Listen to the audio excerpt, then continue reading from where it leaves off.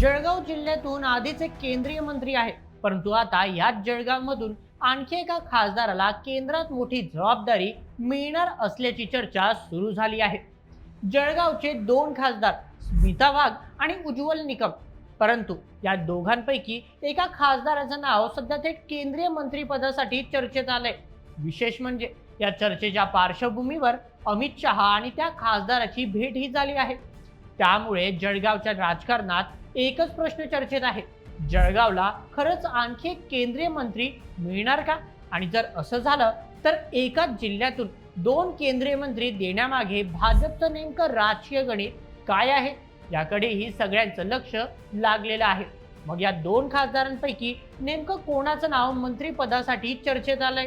अमित शहांसोबतची ती भेट इतकी महत्वाची का ठरते आणि या चर्चेचा जळगावच्या राजकारणावर काय परिणाम होऊ शकतो?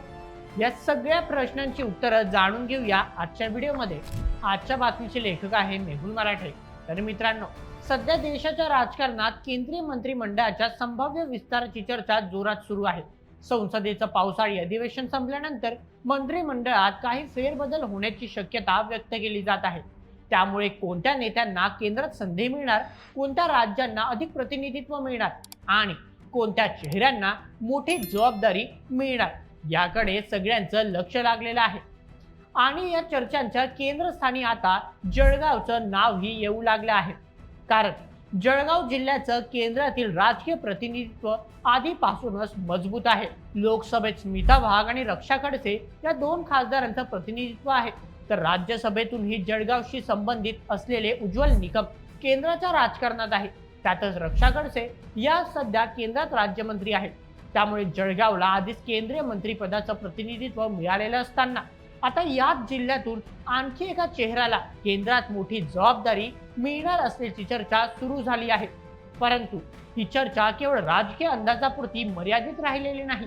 दिल्लीमध्ये घडलेल्या एका भेटीने या चर्चेला अचानक वेग दिला आहे.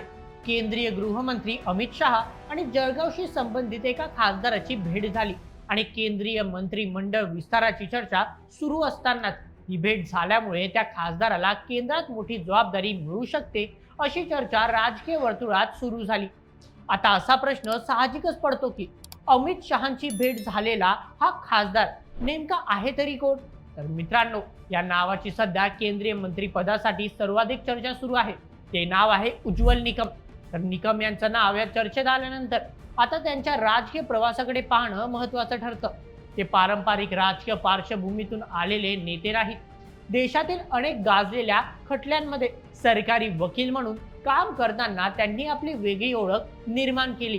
विशेषतः मुंबईवरील 26 दहशतवादी हल्ल्याच्या खटल्यामुळे त्यांचं नाव देशभर पोहोचलं.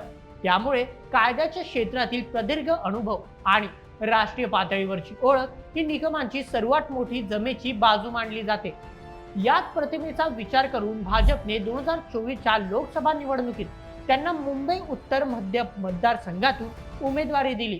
परंतु या निवडणुकीत निकम यांचा पराभव झाला. लोकसभा निवडणुकीतील पराभवानंतर मात्र त्यांच्या राजकीय प्रवासाला वेगळं वळण मिळालं आणि त्यांची राज्यसभेवर निवड झाली.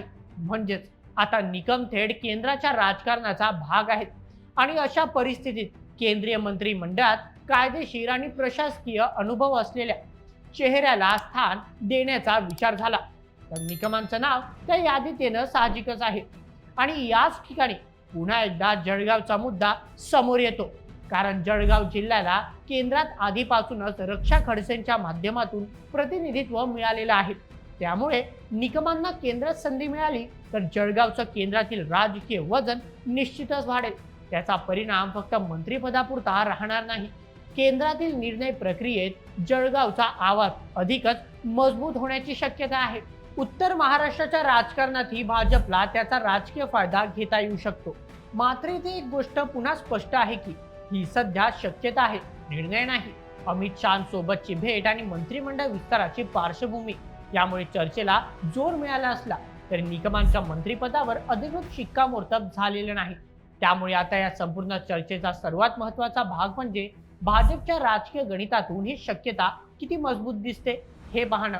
कारण जळगाव सारख्या महत्त्वाच्या जिल्ह्यात आधीच केंद्रीय प्रतिनिधित्व असताना आणखी एका नेत्याला केंद्रस्थान देण्याचा निर्णय घेतला, तर त्यामागे केवळ व्यक्तीचा विचार नसून प्रदेशाचं राजकीय समीकरणही असू शकतं. आणि याच ठिकाणी जळगावच्या स्थानिक राजकारणाचा पुढचा धागा जोडला जातो. जळगावमध्ये भाजपचा राजकीय अस्तित्व गेल्या काही वर्षात मजबूत झालं आहे. लोकसभा निवडणुकीत जिल्ह्यातील दोन्ही जागा भाजपच्या वाट्याला गेल्या, तर केंद्रात रक्षा खडसे यांना आधीच राज्यमंत्रीपद मिळालेलं आहे. त्यामुळे पक्षासाठी जळगाव हा केवळ निवडणुकीच्या दृष्टीने महत्त्वाचा जिल्हा राहिलेला नाही, तर केंद्र आणि राज्य या दोन्ही पातळ्यांवर प्रभाव निर्माण करणारा राजकीय बालेकिल्ला म्हणून त्यांचं महत्त्व वाढलं आहे. अशा परिस्थितीत उज्ज्वल निकमांसारख्या राष्ट्रीय पातळीवर ओळख असलेल्या व्यक्तीला केंद्रात आणण्याचा निर्णय झाला, तर त्याचा स्थानिक राजकारणावरही चांगलाच परिणाम होऊ शकतो. विशेषतः जळगावमध्ये भाजपच्या वेगवेगळ्या गटांमध्ये आणि स्थानिक नेत्यांमध्ये असलेल्या समीकरणांच्या पार्श्वभूमीवर केंद्रातील एखाद्या मोठ्या चेहऱ्याची भर पक्षासाठी महत्त्वाची ठरू शकते. परंतु यापेक्षा मोठा मुद्दा आहे तो उत्तर महाराष्ट्राचा. जळगाव, धुळे, नंदुरबार आणि नाशिक या भागात भाजपला आपलं राजकीय वर्चस्व कायम ठेवायचं असेल, तर केंद्रातील मजबूत प्रतिनिधित्व हा पक्षासाठी महत्त्वाचा राजकीय संदेश ठरू शकतो. परंतु यापेक्षा मोठा मुद्दा आहे तो उत्तर महाराष्ट्राचा, आणि म्हणूनच निकमांना मंत्रिपद मिळालं, तर त्याचा अर्थ केवळ जळगावला आणखी एक मंत्री एवढाच नसेल. त्यातून भाजप उत्तर महाराष्ट्रात आपली पकड आणखी मजबूत करण्याचा प्रयत्न करतोय, असा देखील या गोष्टीचा अर्थ काढला जाऊ शकतो. मात्र इथेच एक महत्त्वाची अडचण आहे, कारण मंत्रिपदासाठी नाव चर्चेत येणं आणि प्रत्यक्ष मंत्रिमंडळात स्थान मिळणं या दोन पूर्णपणे वेगळ्या गोष्टी आहेत. केंद्रीय मंत्रिमंडळात जागा मर्यादित असतात आणि प्रत्येक विस्तारामागे जातीय, प्रादेशिक, संघटनात्मक आणि राजकीय समीकरणांचा विचार केला जातो. त्यामुळे आता खरी कसोटी ही असेल की उज्ज्वल निकमांचं नाव या सर्व समीकरणांमध्ये भाजपसाठी किती फिट असतं. तसं तर उज्ज्वल निकम यांच्या कामगिरीबद्दल महाराष्ट्रातील नेत्यांना दिल्लीतील मोठ्या नेत्यांकडे चांगला अहवाल दिल्याचं सांगितलं जातंय. त्यांच्याजवळ कायद्याच्या क्षेत्रातील मोठा अनुभव असल्यामुळे आणि त्यांची देशभरात असलेल्या ओळखीमुळे भाजपचं नेतृत्व त्यांच्याकडे एक अनुभवी आणि हुशार राजकारणी म्हणून पाहू शकतं. उज्ज्वल निकम यांच्यासाठी देखील ही मोठी संधी ठरू शकते. त्यांचा कायदा क्षेत्रातील अनुभव पाहता कायदा किंवा न्याय व्यवस्थेसाठी योग्य असलेल्या एखाद्या महत्त्वाच्या खात्याची जबाबदारी त्यांच्याकडे दिली जाऊ शकते. मात्र नेमकं कोणता खाता त्यांना मिळतं हे सध्या स्पष्ट नाही. म्हणजे सध्या एक गोष्ट निश्चित आहे की मंत्रिमंडळ विस्तारात उज्ज्वल निकम यांचं नाव चर्चेत तर आलंय. म्हणजेच सध्या एक गोष्ट निश्चित आहे की मंत्रिमंडळ विस्तारात उज्ज्वल निकम यांचं नाव चर्चेत तर आलंय. परंतु त्यांना खरंच संधी मिळते का, आणि जर संधी मिळाली तर नेमकी कोणती जबाबदारी मिळते, आणि या सगळ्यांचा जळगावला किती फायदा होतो हे पाहणं महत्त्वाचं ठरेल.